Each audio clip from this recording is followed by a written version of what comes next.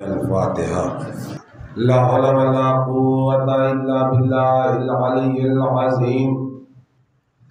اعوذ باللہ من الشیطان اللعین الرجیم۔ بسم اللہ الرحمن الرحیم۔ الحمدللہ الذی ہدانا لہذا وما كنا لنہتدی لولا ان ہدانا اللہ۔ لقد جاءت رسل ربنا بالحق الصلاة والسلام والتحیۃ والاکرام مولانا و مولا الثقلین جد الحسن والحسین ابی القاسم محمد وآلہ الطیبین الطاہرین المعصومین المظلومین ولعنت اللہ علی اعدائہم اجمعین۔ اما بعد فقد قال حق سبحانہ تعالی فی محکم کتابہ المبین وهو اصدق القائلین وقولہ الحق۔ بسم اللہ الرحمن الرحیم۔ یا ایھا الذین آمنوا اطیعوا اللہ واطیعوا الرسول واولی الامر منکم۔ صلوات پڑھیں اس پر۔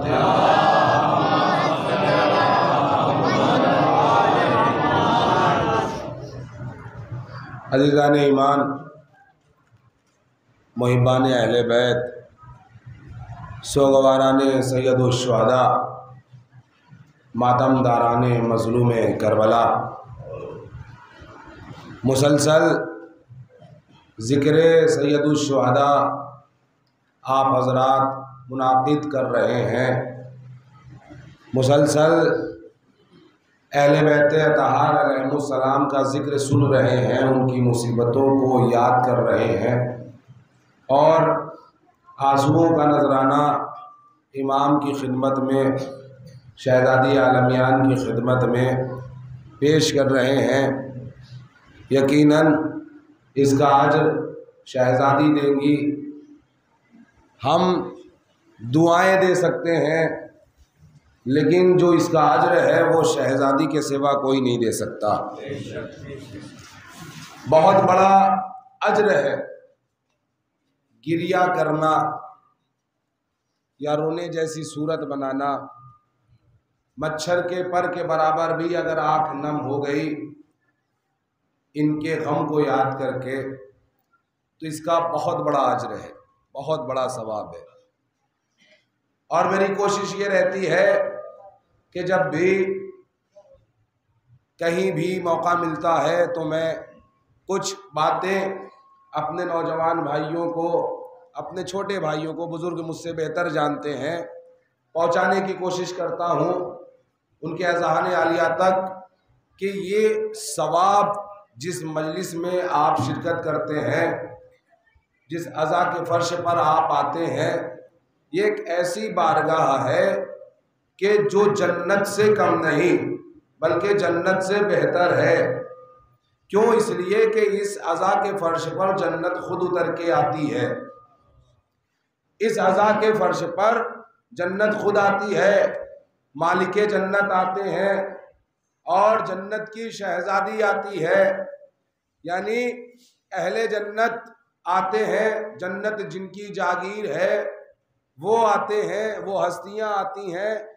اور جب اہل بیت اطہار علیہ السلام کا غم آپ سنتے ہیں، آپ کے دل میں احساس پیدا ہوتا ہے تو آپ کی آنکھوں سے آنسو کا قطرہ نکلتا ہے، یا آنکھیں نم ہو جاتی ہے یا رونے جیسی صورت ہو جاتی ہے، تو جو اس کا اجر ہے، جو اس کا ثواب ہے وہ بہت بلند ہے۔ تو کوشش یہ ہونی چاہیے کہ جب آپ اپنے گھر سے مجلس کا ارادہ کر کے نکلے کہ ہمیں عزا خانے میں جانا ہے تو تنہا آپ اپنے لیے نیت نہ کریں بلکہ جو آپ کے مرحومین ہیں ان کے لیے بھی ارادہ کریں کہ آپ ان کی جانب سے بھی عزا کے فرش پر جا رہے ہیں، عزا کے فرش پر بیٹھ کر حصہ لے رہے ہیں۔ جس دن آپ یہ ارادہ کر کے نکلیں گے تو جو مرنے والا ہے وہ بھی آپ کو دعائیں دے گا، جو دنیا سے رخصت ہو چکے ہیں مرحومین ان کی مغفرت کے لیے یہ توشہ آخرت کا کام کرے گی عزاداری۔ یہ عزاداری شفا ہے، اہل بیت اطہار علیہم السلام کا ذکر شفا ہے۔ تنہا آپ ثواب صرف آپ تک محدود نہیں رہے گا، بلکہ جو دنیا سے رخصت ہو گئے ہیں انہیں بھی اس کا اجر ملے گا، اس کا ثواب ملے گا، اور اس کے عوض وہ آپ کو اپنی دعاؤں میں اور خدا کی بارگاہ میں آپ کے لیے مغفرت کی دعائیں کریں گے۔ آپ کے گناہوں کا یہ کفارہ ہوگا کہ جس کے عوض آپ کی زندگی کا آئینہ صاف اور شفاف نظر آئے گا۔ بھائی آپ کہیں گے یہ کیسے؟ اب عزیزو تاریخیں بھری پڑی ہیں، روایتیں بھری پڑی ہیں کہ اس کا اجر بہت بڑا ہے۔ اہل بیت اطہار علیہم السلام کا جو ذکر کرتا ہے اور ان کی مصیبتوں کو یاد کر کے سوگوار ہوتا ہے، آنکھیں نم ہوتی ہیں، تو شہزادی اسے جزائے خیر دیں گی۔ روز محشر اس کا ساری دنیا دیکھے گی، جو دنیا سے رخصت ہو جائیں گے، یعنی تمام عالم ارواح میں جہاں تمام آنکھیں روئیں گی، جہاں تمام آنکھیں گریہ کریں گی، وہاں عزادار اطمینان کے ساتھ چین و سکون کے ساتھ کھڑا ہوگا۔ کیوں؟ اس لیے کہ یہ عزاداری ہمیں تسلی دیتی ہے، یہ عزاداری ہمیں دلاسا دیتی ہے، یہ عزاداری ہمیں نجات دیتی ہے، یہ عزاداری ہمارے لیے شفا کی ضامن ہے اور شفاعت کی ذمہ دار ہے۔ لیکن عزاداری کی طرح سے ہو۔ اگر ہم گھر سے نکل رہے ہوں تو گھر سے اس انداز سے نکلے کہ ان کے ساری ظاہر ہو، ان کے ساری ظاہر ہونی چاہیے۔ بھائی غرور اللہ کو پسند نہیں ہے، غرور اللہ کو پسند نہیں، تکبر اللہ کو پسند نہیں، گھمنڈ اللہ کو پسند نہیں۔ انا صرف اللہ کے لیے ہے، غرور صرف اللہ کے لیے ہے، گھمنڈ صرف اللہ کے لیے ہے، اسی کی ذات کو زیبا دیتا ہے۔ بھائی کوئی آئے عزا کے فرش پر مجلس میں یا کسی بھی محفل میں یا کسی بھی پروگرام میں تو اسے چاہیے کہ وہ اپنی انا اتار کر آئے۔ کیوں؟ اس لیے کہ آپ خاکی بندے ہیں، گناہگار بندے ہیں، اور انسان اشرف المخلوقات تب ہوتا ہے جب اس کے اندر حقوق العباد پایا جائے اور انکساری پائی جائے۔ انکساری اور حقوق العباد ہوگا تو آپ حقیقی معنوں میں اشرف المخلوقات کہلائے جائیں گے۔ عزیزان ایمان، جہاں تکبر ہوا کرتا ہے وہاں اللہ اپنے بارگاہ سے مردود اور لعنتی بنا کر نکال دیا کرتا ہے۔ بھائی کوئی بھی کائنات کی زمین کا ایسا حصہ نہیں تھا کہ جہاں عزازیل یعنی شیطان نے سجدہ نہ کیا ہو۔ خدا کی بارگاہ میں جہاں سجدہ نہ کیا گیا ہو، عزازیل نے کوئی ایسا خطہ نہیں چھوڑا کہ جہاں اللہ کا اس نے سجدہ نہ کیا ہو۔ لیکن جب اللہ دین کی بنیاد رکھ رہا تھا، کیا کہہ کر کہ انی جاعل فی الارض خلیفہ، میں روئے زمین پر ایک خلیفہ بنانے والا ہوں، ایک خلیفہ معین کرنے والا ہوں، ایک خلیفہ مقرر کرنے والا ہوں۔ تو اب فرشتے قدرت سے سوال کرنے لگے، پروردگار خلیفہ بنانا ہے تو ہم میں سے بنا لے۔ کہا نہیں، زمین کے لیے خلیفہ بنانا ہے لہذا تراب سے بناؤں گا، تراب سے خلیفہ تیار ہوگا، اس کا پتلا تیار ہوگا، اس کا جسد تیار ہوگا۔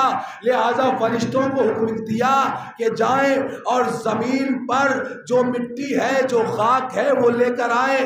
اب فرشتے آئے، مٹی اٹھائی، لے کر گئے خدا کی بارگاہ میں۔ اب پتلا تیار ہونے لگا، یعنی مٹی گوندھی جا چکی، پتلا بنایا جانے لگا۔ اب جب پتلا بن کے تیار ہو گیا تو اب قدرت کا حکم پھر ہوا، کیا فَإِذَا سَوَّيْتُهُ وَنَفَخْتُ فِيهِ مِن رُوحِي فَقَعُوا لَهُ سَاجِدِينَ، کہ جب میں اسے سوار دوں اور اس میں اپنی روح داخل کر دوں تو تم سب کے سب سجدے میں چلے جانا، سب کے سب سجدے میں چلے جانا۔ بھائی تمام فرشتوں کو حکم دیا، خدا نے تمام فرشتوں سے مخاطب ہو کر کے کہا کہ جب میں اس میں اپنی روح پھونک دوں تو تم سب کے سب سجدے میں چلے جانا۔ تمام فرشتوں نے سجدہ کیا الا ابلیس ابا واستکبر وکان من الکافرین۔ بھائی اس نے سجدہ نہیں کیا، وہ تھا ہی کافروں میں سے، وہ تھا ہی کافروں میں سے۔ بھائی اس نے سجدہ نہیں کیا۔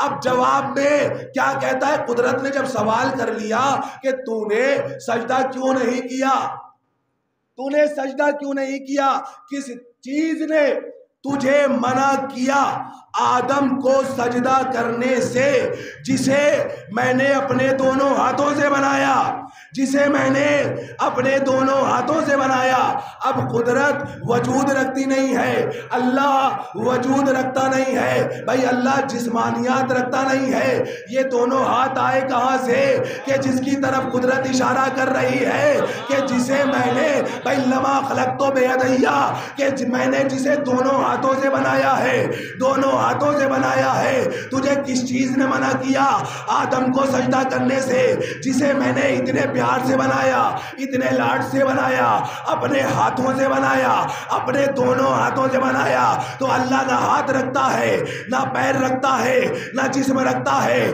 نہ جسمانیات رکھتا ہے۔ اللہ رکھتا ہی نہیں، جسم و جسمانیات سے اللہ مبرہ ہے۔ تو یہ دونوں ہاتھ آئے کہاں سے؟ خدا کی قسم پتہ نہ چلتا اگر خطیب منبر سالونی نہ ہوتا۔ خطیب منبر سالونی نے بتایا کہ مجھے اللہ نے یہ سعادت بخشی ہے کہ میرے ان دونوں ہاتھوں سے آدم کی مٹی کا خمیر کھودا گیا۔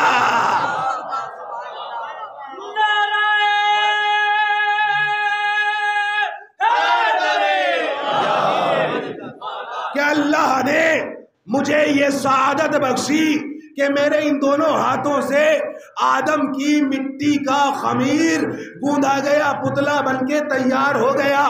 اللہ سوال کر رہا ہے ابلیس سے کیا کہ تو نے سجدہ کیوں نہیں کیا، تو نے سجدہ کیوں نہیں کیا جسے میں نے اپنے دونوں ہاتھوں سے بنایا ہے، جسے میں نے اپنے دونوں ہاتھوں سے کیا۔ دیکھیے اس کے اندر غرور ہے، تکبر ہے ابلیس کے۔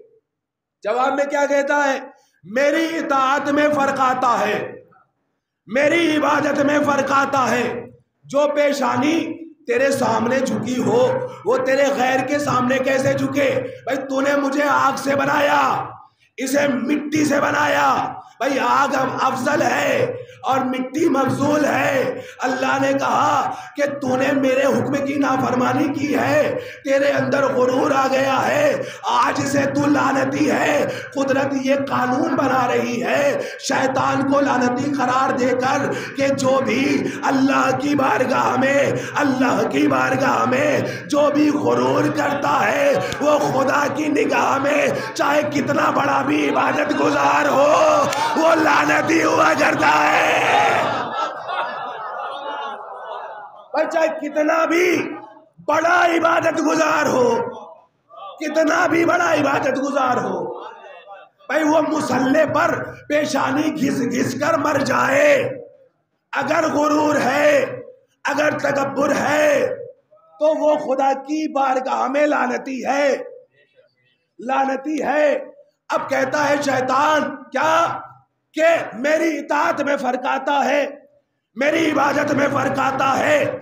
جو پیشانی تیرے سامنے جھکی وہ تیرے غیر کے سامنے کیسے جھکے؟ بھائی مفہوم آیت کا آپ کی ذہن میں ہے یا نہیں؟ یا ایھا الذین آمنوا اطیعوا اللہ و اطیعوا الرسول و اولی الامر منکم۔ بھائی اطاعت کے مفہوم کو واضح کرنا ہے۔ شیطان کیا کہہ رہا ہے کہ میری اطاعت میں فرق آتا ہے، میری عبادت میں فرق آتا ہے۔ پروردگار جو پیشانی تیرے سامنے جھکی وہ تیرے غیر کے سامنے کیسے جھکے؟ بھائی توجہ ہے یا نہیں ہے؟ وہ تیرے غیر کے سامنے کیسے جھکے؟ تو بھائی قدرت نے کہا سن یا لعین و ملعون، میری اطاعت وہ نہیں ہے کہ جسے تو چاہے، میری اطاعت وہ ہے جسے میں چاہوں۔ زندہ باد، سلامت رہے بھائی، سلامت رہے بھائی۔ میری اطاعت وہ ہے کہ جسے میں چاہوں. اب اگر خدا چاہے کہ یا حسین کرو تو یا حسین کرنا اطاعت ہے. اگر خدا چاہے یا علی کرو تو یا علی کرنا اطاعت ہے.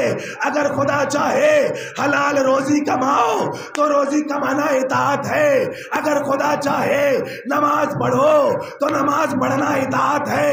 اگر خدا چاہے کہ ماں باپ کا احترام کرو تو ماں باپ کا احترام کرنا اطاعت ہے. اگر خدا چاہے کہ بچوں کو اچھی تربیت دو تو بچوں کو اچھی تربیت دینا اللہ کی اطاعت ہے. اگر خدا چاہے کہ قاتل زہرا پر لعنت کرو. سلامت رہے سلامت رہے. زندہ باد زندہ باد. سلامت رہے. اگر خدا چاہے کہ قاتل بطول پر لعنت کرو تو لعنت کرنا اطاعت ہے. اگر خدا اپنے نبی کو حکم دے کہ علی کو مدد کے لیے بلاؤ تو علی کو بلانا اطاعت ہے. اگر خدا اپنے نبی سے کہے کہ اس کو بزم سے بھگا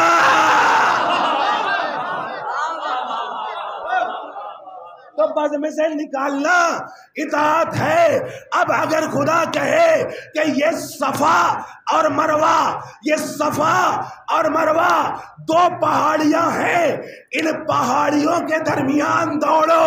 بھائی ان پہاڑوں کے درمیان دوڑو, ان پہاڑوں کے درمیان دوڑو. تو ان پہاڑوں کے درمیان دوڑنا اطاعت ہے, پہاڑوں پر نہیں. بھائی پہاڑوں پر دوڑنا اطاعت نہیں ہے, وہ نافرمانی ہے. اور جو اللہ کی نافرمانی کرے وہ خدا کی نگاہ میں مردود ہوا کرتا ہے, ملعون ہوا کرتا ہے. بھائی اللہ حکم کیا دے رہا ہے کہ اطاعت کا مفہوم واضح ہو رہا ہے. اللہ اپنی زبان سے عرض کر رہا ہے, یعنی جسے میں چاہوں وہ میری اطاعت ہے, اور جسے میں نہ چاہوں وہ میری اطاعت نہیں, میری عبادت نہیں. اللہ جو عمل چاہے وہ اس کی اطاعت ہے, وہ اس کی عبادت ہے. اللہ کہہ رہا ہے کہ یہ دو پہاڑیاں ہیں, ان کے درمیان دوڑو, کوئی اکڑ جائے. کہا بھائی صاحب ہم تو اپنے گھر میں بھی بڑے آہستہ آہستہ چلتے ہیں, یہاں کیسے دوڑے؟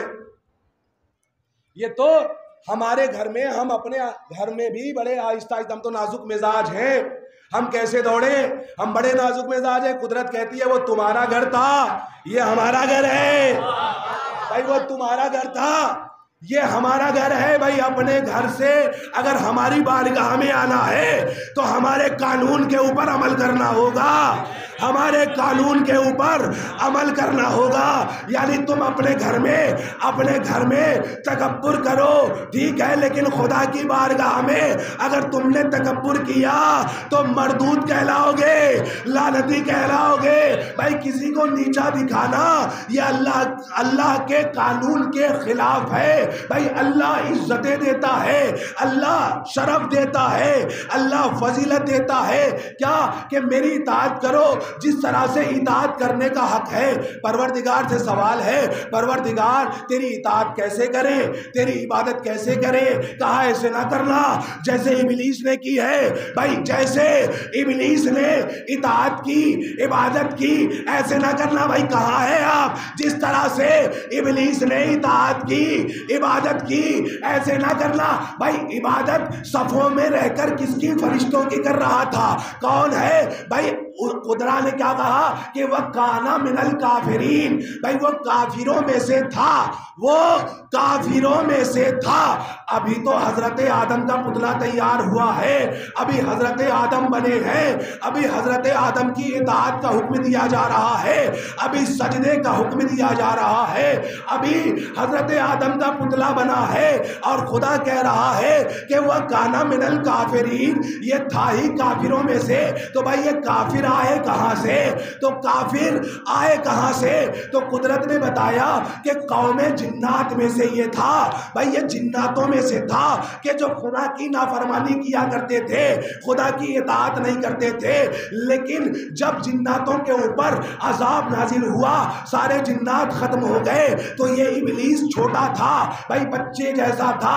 فرشتوں نے کہا پروردگار کتنا خوبصورت ہے، کتنا خوبصورت ہے، اسے ہم اپنی بارگاہ میں لے لیتے ہیں، اپنی سب میں لے لیتے ہیں۔ آپ نے توجہ نہیں کیا کہ کتنا خوبصورت ہے بھائی، ہر خوبصورت چیز اچھی نہیں ہوا کرتی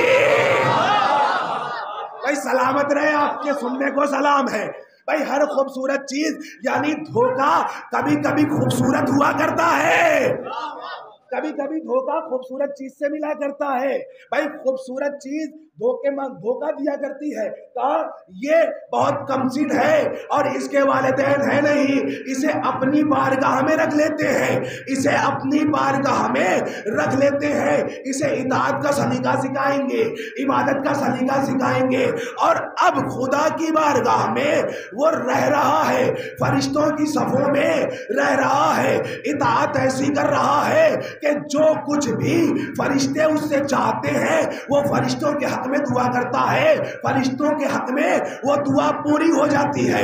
اب اس کے اندر تکبر آ گیا، غرور آ گیا، گھمنڈ آ گیا بھائی، اس نے سب کے نجات کی دعا کی، اپنی نجات کو بھول گیا بھائی، بڑی توجہ بھائی، سب کے لیے دعا کی، اس کا غرور اسے لے ڈوبا، اس کا گھمنڈ اسے لے ڈوبا، وہ اپنے آپ کو بہت بڑا علامہ بننے لگا، بہت بڑا علامہ بننے لگا فرشتوں کی صفوں میں، کہ میں ہی سب سے زیادہ جاننے والا ہوں، مجھ سے زیادہ کوئی جاننے والا نہیں، میں ہی سب سے زیادہ جاننے والا ہوں، میرے پاس جتنا علم ہے اتنا کسی کے پاس نہیں۔ فرشتے آ کر اپنے حق میں اس سے دعائیں کرواتے تھے۔ بھائی تاریخ اسلام آپ پڑھے لکھے افراد ہیں، آپ نے پڑھی ہے، آپ مجھ سے بہتر جانتے ہیں، لیکن جو کمسن بچے ہیں، جو میرے نوجوان بھائی ہیں، ان کے لیے عرض کر رہا ہوں بھائی، وہ دعا کرتا تھا لوگوں کے حق میں، فرشتوں کے حق میں، اور فرشتوں نے اسے عبادت کرنے کا سلیقہ سکھایا کہ عبادت کیسے کی جاتی ہے۔ اب ہر وقت وہ پیشانی سجدے میں رکھتا تھا، ہر وقت وہ رکوع کی حالت میں ہوتا تھا، ہر وقت وہ قیام کی حالت میں ہوا کرتا تھا، کبھی قیام میں، کبھی رکوع میں، کبھی سجدے میں، کبھی ادھر کبھی ادھر، اب ہر جگہ وہ عبادت کر رہا ہے بھائی، ہر عمل میں کوئی نہ کوئی راز، کوئی نہ کوئی حکمت پوشیدہ ہوا کرتی ہے۔ اگر آپ غور کریں گے تو آپ کو سمجھ میں آئے گا، اس کا مطلب یہ ہے کہ ہر وقت رکوع میں کھڑے رہنے سے، ہر وقت قیام کرنے سے، ہر وقت رکوع کرنے سے، ہر وقت سجدہ کرنے سے، ہر وقت نمازیں پڑھ لینے سے اگر معرفت نہیں ہے تو کوئی فائدہ نہیں ہوگا بھائی، کوئی فائدہ نہیں ہوگا، بلکہ بھائی تکبر کے ساتھ، غرور کے ساتھ، گھمنڈ کے ساتھ وہ عبادت کر رہا ہے، اطاعت کر رہا ہے۔ اب قدرت نے قانون بنایا کیا کہ کون لعنتی ہے، کون رحمت والا ہے، کون برکت والا ہے۔ قدرت نے ایک صلوات پڑھے،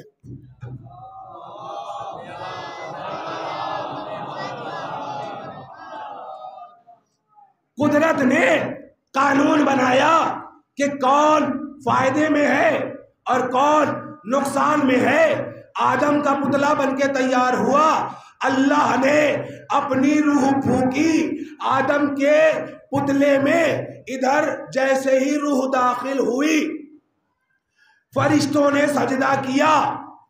تاریخ اسلام میں یہ روایت موجود ہے، اور علامہ مقبول نے اپنے حاشیے میں لکھا، کیا لکھا کہ اللہ نے فرشتوں کو ایک سجدے کا حکم دیا تھا، لیکن فرشتوں نے 2 سجدے کیے۔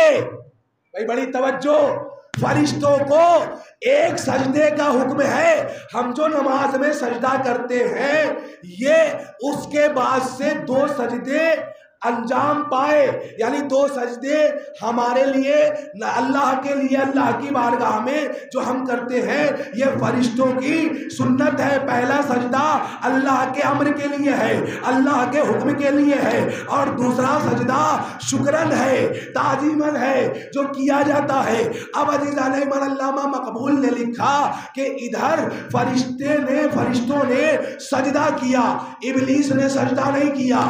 فرشتوں نے جب سجدہ کیا حضرت آدم کے پتلے کو جیسے ہی سجدہ ہوا تو ایک مرتبہ فرشتوں نے اپنی پیشانی سجدے سے بلند کی. اب جو پیشانی بلند کی تو فرشتوں کو اللہ نے انعام دیا, لیکن فرشتوں کی نگاہیں ابلیس کے چہرے کی طرف پڑی. ابھی تک جو عبادت گزار تھا, ابھی تک جو متقی تھا, ابھی تک جو پرہیزگار تھا, ابھی تک جو اللہ کی عبادت کیا کرتا تھا, جس کے چہرے سے نور نکل رہا تھا, جو سب سے بڑا عالم کہلوا رہا تھا اپنے آپ کو, اب جو فرشتوں نے سجدے سے سر اٹھا کر دیکھا تو کیا دیکھا؟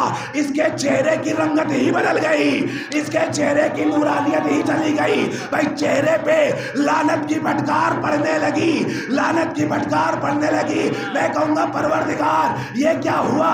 عزیزو فرشتوں نے جیسے ہی دیکھا تو ایک مرتبہ سجدے میں شکر کا سجدہ پیشانی رکھ دی, شکر کے سجدے میں آواز دی, پروردگار تیرا شکر ہے کہ تو نے ہمیں راہ اسلام میں رکھا.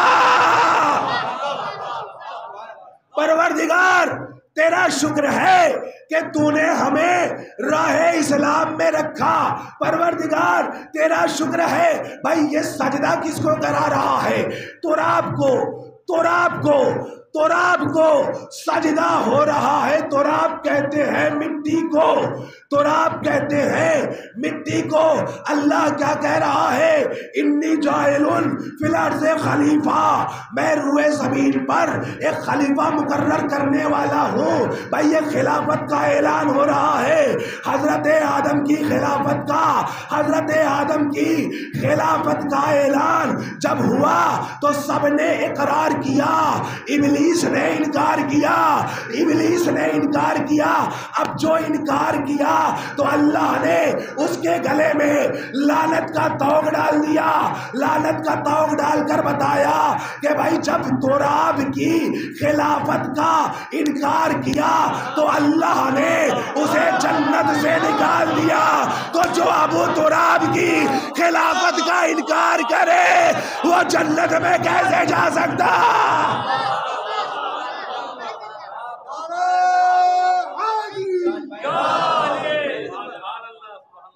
سلامت رہیں, سلامت رہیں آپ حضرات. بھائی جب تراب کی خلافت کا انکار کیا تو اللہ نے اسے جنت سے نکال دیا.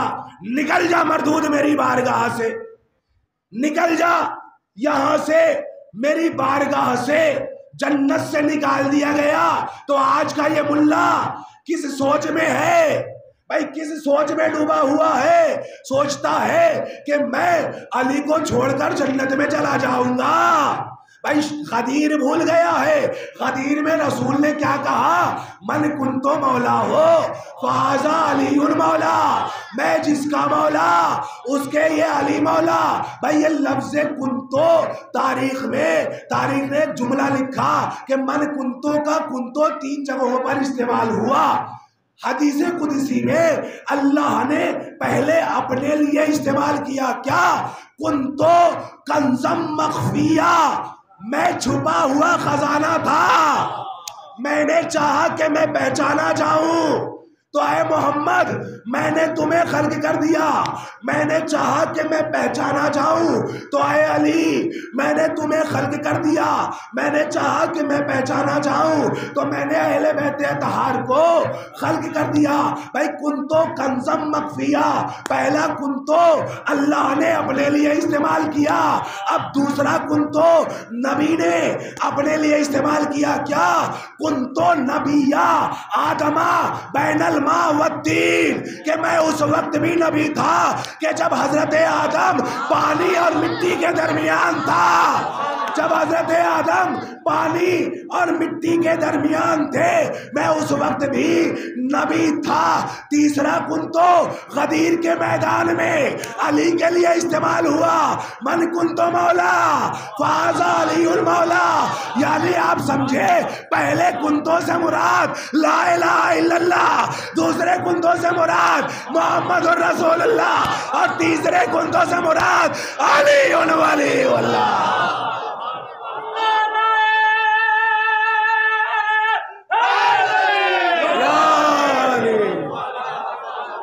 بھائی اطیعوا اللہ واطیعوا الرسول واولی الامر منکم، لا الہ الا اللہ محمد الرسول اللہ علی ولی اللہ، اللہ کی اطاعت، اس کے رسول کی اطاعت اور صاحبان امر کی اطاعت۔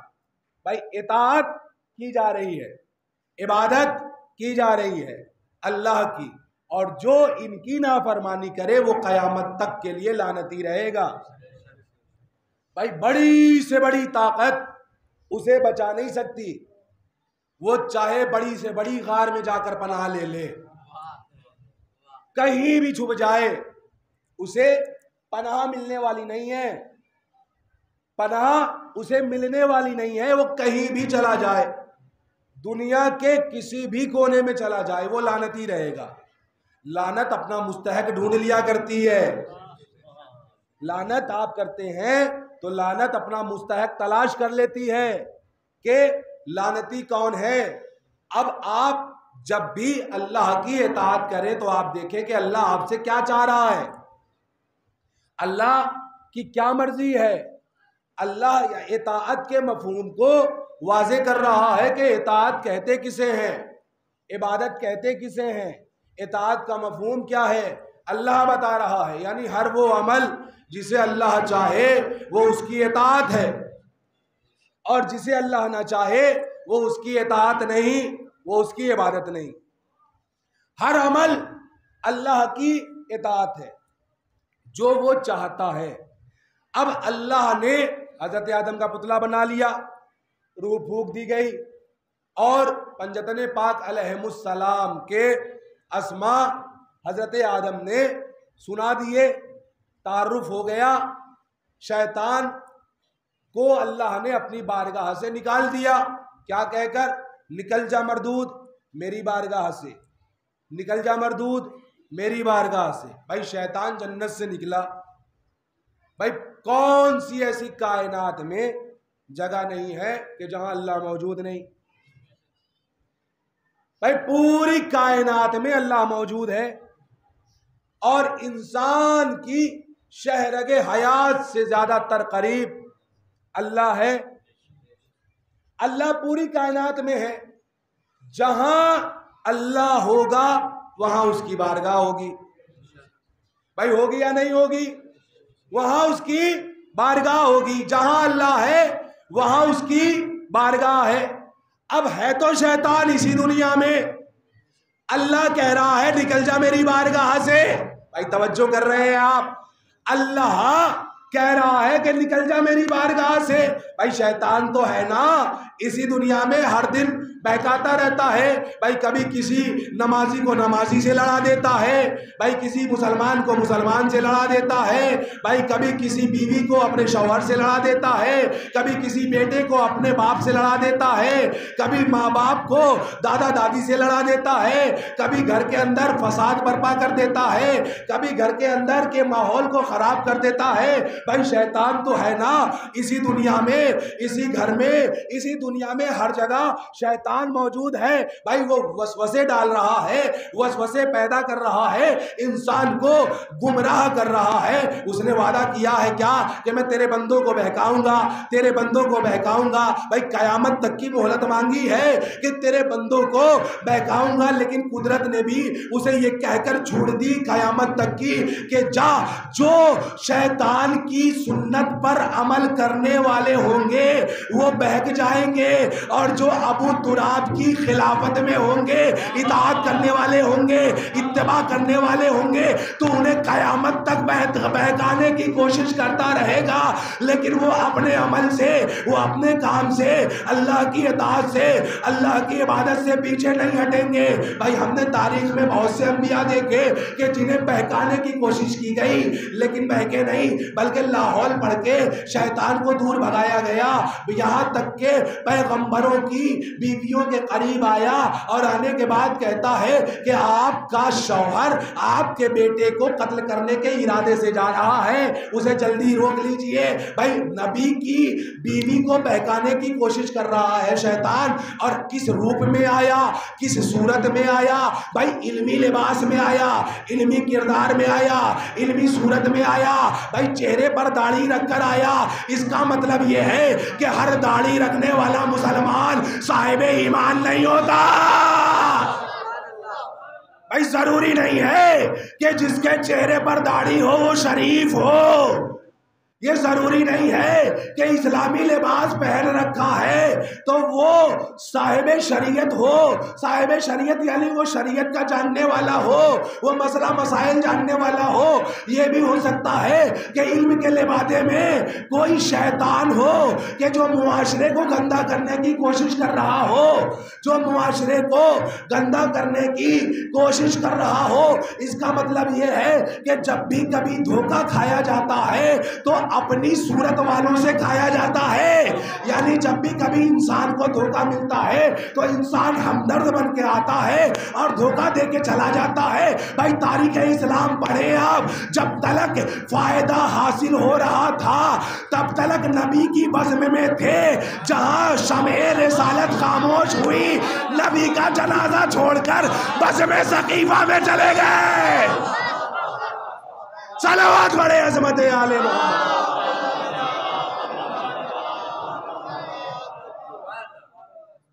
بھائی یہاں نبی کی زوجہ کو گمراہ کرنے کے ارادے سے آیا ہے۔ اب ایک مرتبہ نبی کی زوجہ ہے، سمجھ گئی کیا کہ یہ کوئی اور نہیں شیطان ہے، لاحول پڑھا۔ اب جو شیطان بھاگا تو پوچھا کہ یہ بتاؤ آپ نے مجھے پہچانا کیسے؟ حضرت ہاجرہ سے سوال کر لیا کہ مجھے پہچانا کیسے؟ میں تو شرافت کے لبادے میں آیا تھا، میں تو شریف بن کر آیا تھا، چہرے پر داڑھی رکھ کر آیا تھا، میں شریف لباس پہن کر آیا تھا، آخر تم نے مجھے پہچانا کیسے کہ میں شیطان ہوں، شیطان عزازیل ہوں، ابلیس ہوں؟ تم نے مجھے پہچانا کیسے؟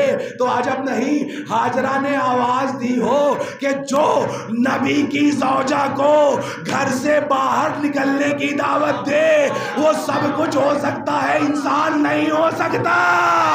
ایک صلوات بڑے عظمت آل محمد۔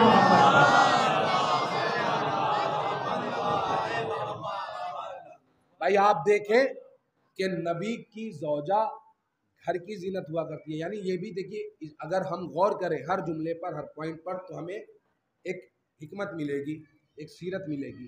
یعنی ہاجرہ گھر میں رہنے کی تاکید کر رہی ہے قیامت تک کی عورتوں کو، یعنی اگر شوہر گھر پر نہیں ہے تو بغیر اجازت گھر سے قدم نہ نکالے، اور اگر تم نے گھر سے قدم نکال دیا تو تم نے شیطان کی اتباع کی، تم نے شیطان کی اطاعت کی، شیطان کی اتباع کی۔ اور اتباع وہ ہے کہ جسے خدا چاہے، یعنی اللہ جس چیز کو چاہے وہ چیز ہم کریں، اللہ جس چیز کو نہ چاہے وہ چیز ہم نہ کریں۔ یعنی ہر وہ عمل جسے خدا چاہتا ہے وہ اس کی اطاعت ہے، اور جسے خدا نہیں چاہتا وہ اس کی اطاعت نہیں ہے، وہ اس کی عبادت نہیں ہے۔ اللہ کی اطاعت کے لیے اور اطاعت کے مفہوم کو واضح کرنے کے لیے امام علی مقام نے مدینہ منورہ کو الوداع کہا ہے، اور اصلاح معاشرہ کے لیے نکلے ہیں، اصلاح امت کے لیے نکلے ہیں، امت کی اصلاح ہو جائے، کیونکہ امت حرام محمدی کو حلال کر رہی تھی اور حرام محمدی کو حلال کر رہی تھی، حرام محمد کو حلال کر رہی تھی۔ عزیزان ایمان، امت صحیح اور غلط میں تمیز نہیں کر پا رہی تھی، چونکہ تخت خلافت پر غلط ووٹ کے ذریعے سے کسی باغی کو بٹھا دیا گیا کہ جس نے خاندان رسالت کے اوپر چڑھائی کی اور ہمیشہ شریعت کا نقصان چاہا۔ جب بھی ووٹ بکیں گے یہی حال ہوگا۔ آپ نے غور نہیں کیا، جب بھی لوگ پیسے کے لالچ میں اپنا ایمان فروخت کریں گے اور اپنا بنایا ہوا حاکم یعنی اپنی رائے سے حاکم چنیں گے تو امت کا یہی حال ہوگا۔ معاشرے کا یہی حال ہوگا۔ اصل خلیفہ وہ ہوتا ہے کہ جسے خدا چنے اور نبی اعلان کرے من کنتو مولا، یعنی خلافت ایک ایسا عہدہ ہے کہ جسے خدا چنتا ہے، خدا چاہتا ہے، انسان نہیں۔ اور اگر سماجیات کے اعتبار سے دنیا میں آپ بغیر کسی عقل کے سوچے سمجھے پرکھے بنا آپ دولت کے لالچ میں، نشے کے لالچ میں اگر اپنا ووٹ کسی کو دے رہے ہیں تو یہ جان لیجئے کہ یہ جو دولت آپ کو مل رہی ہے یہ تھوڑی دیر کی ہے، لیکن سختیاں ہمیشہ آپ کو برداشت کرنی پڑیں گی۔ اور ظلم کے خلاف جتنی دیر سے آپ اٹھو گے، میرا نہیں امام حسین کا جملہ ہے کہ ظلم کے خلاف جتنی دیر سے آپ اٹھو گے اتنی ہی زیادہ قربانی آپ کو دینی ہوگی۔ امام علی مقام نے احتجاج کیا ہے، ظلم کے خلاف قدم اٹھایا ہے اور کہا ہے کہ میں حسین ابن علی اپنا گلا کٹا دوں گا، اپنا سر قلم کروا دوں گا، لیکن کبھی بھی باطل کا ساتھ نہ دوں گا۔ مجھ جیسا قیامت تک جو بھی آئے گا وہ یزید جیسے کی بیعت نہیں کرے گا، یزید جیسے کی اتباع نہیں کرے گا۔ کربلا کے میدان میں امام علی مقام کے اوپر ہر حسین کا چاہنے والا انصار اصحاب مولا حسین کے نام پر اپنی جان قربان کر رہا ہے۔ کیوں؟ اس لیے کہ انہیں معلوم ہے کہ اطاعت کس کی ہونی ہے، عبادت کس کی ہونی ہے۔ آج 5 محرم الحرام ہو گئی اور 6 کی شب ہے، کل حضرت علی اکبر کے مصائب پڑھے جائیں گے۔ آج علماء اکرام نے جو تاریخ منسوب کی ہے یہ ہے حضرت اون محمد سے منسوب۔ عزیزان ایمان، کربلا کے میدان میں مائیں اطاعت کے مفہوم کو واضح کر رہی ہیں کہ بیٹا اطاعت کس طرح سے کی جاتی ہے امام وقت کی، کہ وقت آ جائے تو اپنی جان قربان کی جاتی ہے۔ مائیں بچوں کو سنوار رہی ہیں، سجا رہی ہیں، ہر خیمے میں اپنے اپنے بچوں کو ماں سجا رہی ہے، سنوار رہی ہے اور نیک وصیتیں اور نصیحتیں کر رہی ہے۔ عزیزان ایمان، ہر ماں اپنے بچے کے بالوں میں کنگھا کر رہی ہے، بالوں کو سنوار رہی ہے انگلیوں کے ذریعے سے۔ حضرت شہزادی زینب اپنے دونوں بچوں کو پیار کر رہی ہے، سجا رہی ہے، سنوار رہی ہے کہ ایک مرتبہ حضرت فضہ کو اپنے قریب بلایا اور کہا فضہ ذرا میرے غیور بھائی عباس کو میرے قریب بلایا جائے۔ حضرت عباس کو قریب بلایا گیا، حضرت عباس آئے، آنکھوں کو جھکایا، دست ادب جوڑ کے کہا شہزادی کیا حکم ہے؟ ایک مرتبہ شہزادی نے کہا کہ اے عباس تمہیں میرے حق کا واسطہ ہے، جا کر آقا حسین سے کہہ دو کہ زینب کے حق کی قسم ہے، ارے زینب کے ان بچوں کو میدان میں جانے کی اجازت دے دے، مقتل میں جانے کی اجازت دے دے، مقتل میں جانے کی اجازت دے دے، زینب کی یہ خواہش ہے۔ عزیزوں، آقا عباس یہ پیغام لے کر آقا حسین کی خدمت میں حاضر ہوئے اور حاضر ہونے کے بعد کہتے ہیں کہ زینب یہ کہہ رہی ہے کہ آپ کو زینب کے حق کی قسم ہے کہ اون محمد کو مقتل میں جانے کی اجازت دے دی جائے۔ عزیزوں، اتنا سننا تھا کہ آقا حسین کی آنکھوں میں آنسو آ گئے۔ ایک مرتبہ اون محمد کو اپنے ہاتھوں سے سجانا شروع کیا، ارے جنگ میں بھیجنے کی تیاری شروع کی، مقتل میں بھیجنے کی تیاری شروع کی، اپنے ہاتھوں سے پیرہن پہنایا، اپنے ہاتھوں سے امامہ باندھا اور سجا کر گھوڑے کے اوپر سوار کیا۔ حضرت اون کو حضرت عباس نے سوار کیا اور حضرت محمد کو امام حسین نے سوار کیا۔ عزیزان ایمان، لیکن سوار ہونے سے پہلے دونوں بچوں نے کہا آخری بار ہم اپنی ماں سے ملاقات کرنا چاہتے ہیں۔ ایک مرتبہ شہزادی زینب سے اون محمد ملاقات کے لیے خیمے کے اندر تشریف لے گئے۔ اب جو خیمے میں پہنچے ہیں تو شہزادی زینب سے لپٹ گئے۔ شہزادی زینب نے وصیت اور نصیحت کرنا شروع کی۔ شہزادی زینب کہتی ہے اے میرے بچوں، ارے تم مقتل میں جا رہے ہو، تمہیں خبر ہے نا کہ مقتل میں جا رہے ہو، تم جعفر طیار کے پوتے ہو، ارے تم حیدر کرار کے نواسے ہو، کہیں ایسا نہ ہو کہ تم لڑتے لڑتے دریا کے کنارے چلے جاؤ تو یاد رکھنا کہ تم دریا کا پانی نہ پی لینا، کہیں ایسا نہ ہو کہ تم پانی پی لو اور زینب شرمندہ ہو جائے۔ اے میرے بچوں، تمہیں معلوم ہے کہ بچے خیمے کے اندر سب صدائے العطش بلند کر رہے ہیں، سارے بچے پیاسے ہیں۔ حق تو یہ ہے کہ 6 مہینے کا علی اصغر ارے اتنا پیاسا ہے کہ کبھی اپنی زبان کو باہر نکالتا ہے، کبھی منہ کو کھولتا ہے تو کبھی بند کرتا ہے۔ عزیزان امام شہزادی زینب نے بچوں کو سمجھایا اور مقتل میں روانہ کیا۔ اب تاریخ کا جملہ ہے کہ حضرت اولا محمد میدان کی طرف گئے، مقتل کی طرف گئے۔ اب جو مقتل کی طرف پہنچے ہیں، جنگ کرنا شروع کی، حملہ کرنا شروع کیا۔ لشکر یزید کا کبھی ادھر بھاگتا ہے، کبھی ادھر بھاگتا ہے، ننھے ننھے بچے ہیں، بھوک و پیاس کا عالم ہے، ارے پیاس کی شدت ہے، بچے آخر کب تک جنگ کرتے؟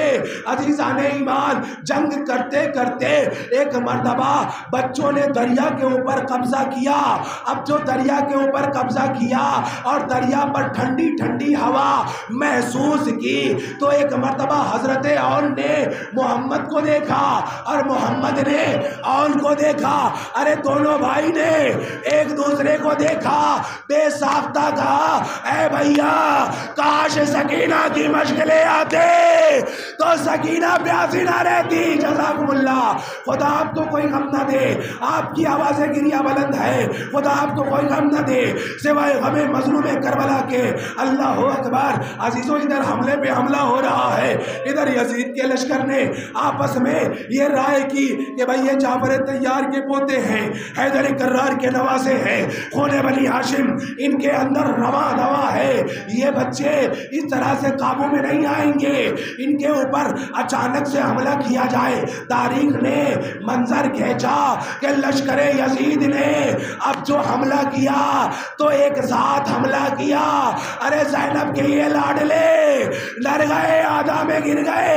ایک ملعون نے حضرت اون کے سر پر تلوار لگائی، ارے ایک ملعون نے محمد کے سر پر تلوار لگائی، ارے بچوں کو کسی نے برچھی ماری تو کسی نے نیزہ مارا، ارے بچے رہوار سے زمین کی طرف آنے لگے، آواز دی السلام علیکہ یا ابا عبداللہ، اے ابا عبداللہ حسین، اے مامو آپ پر ہمارا سلام ہو، مدد کے لیے آئیے۔ ایک طرف سے عباس چلے، ارے ایک طرف سے حسین۔ اب جیسے ہی اولا محمد کے قریب پہنچے ہیں تو ایک مرتبہ کیا دیکھا کہ جان باقی ہے، بچے تڑپ رہے ہیں، روح پرواز ہونے والی ہے کہ بچوں نے اشارے سے کہا مامو ذرا اپنا سر نیچے کی طرف کریں۔ ایک مرتبہ عباس نے اون کی طرف اپنے کان بڑھائے اور حسین نے محمد کی طرف، دونوں بچوں نے ننھے ننھے ہاتھ اپنے ماموں کے سر پر رکھے، کہا ماموں آپ کے سر کی قسم اماں سے کہہ دینا کہ ہم دریا کے کنارے گئے تھے لیکن ہم نے ایک بھی قطرہ پانی نہیں پیا۔ جزاکم اللہ، جزاکم اللہ، خدا آپ کو کوئی غم نہ دے سوائے غم سید الشہداء کے۔ روح پرواز کر گئی، ارے دونوں بچوں کے جنازے خیمے میں آئے۔ اب جو خیمے میں جنازہ آیا، شہزادی زینب ارے شکر کے سجدے میں گر گئی، لاشوں کو دونوں لاشوں کے درمیان شکر کا سجدہ کیا۔ تاریخ نے یہ لکھا کہ شہزادی زینب نے ماتم نہیں کیا، شہزادی زینب نے گریہ نہیں کیا، ساری بیویاں ماتم کر رہی تھی لیکن زینب نہیں رو رہی تھی۔ وہ وقت بھی آیا کہ جب زندان شام میں رہائی ملی اور شہداء کے سر واپس آنے لگے، کے سب کے سر وارثوں نے لے لیے.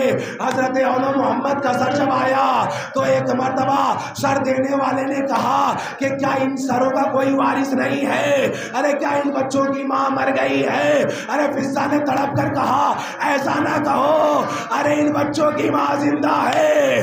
ارے اس نے وعدہ کیا ہے جب تلک زندہ رہے گی اپنے بھائی کا غم منائے گی. جزاکم اللہ جزاکم اللہ. عزیز و تاریخ لکھتی ہے کہ زینب نے ننھے بچوں کا سر لیا لیکن گریہ نہیں کیا.